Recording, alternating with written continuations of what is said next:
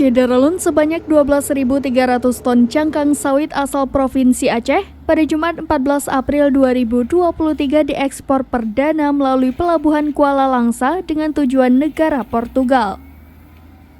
Ekspor cangkang sawit bernilai 3,1 juta dolar atau setara 25 miliar rupiah ini dilakukan oleh eksportir dari PT Dwi Tunggal Sempurna yang berkedudukan di Pekanbaru, Provinsi Riau. Bahkan ekspor atau pemasaran komoditi cangkang sawit tersebut juga pertama kali dari Aceh bisa tembus dilakukan ke benua Eropa. Komisaris PT Dwi Tunggal Sempurna, TM Hawari Daniel didampingi Direktur Triswanto kepada serampinews.com pada Jumat 14 April 2023 menyebutkan pihaknya secara serius menanamkan modal di Aceh untuk kegiatan ekspor cangkang sawit melalui Pelabuhan Kuala Langsa.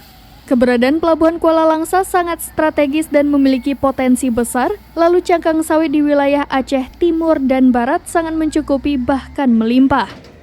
Namun selama ini, cangkang sawit asal Aceh bahkan minyak sawit mentah atau crude palm oil harus diekspor dari pelabuhan Sumatera Utara yang perjalanannya butuh waktu lama dan juga biaya harus dikeluarkan lebih besar.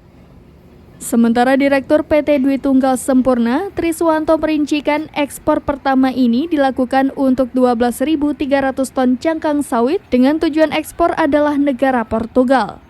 Nilai ekspor dari 12.300 ton cangkang sawit asal Aceh tersebut sekitar 3,1 dolar atau setara dengan 20 miliar rupiah. Dari Langsa, Zubir, serampinews.com.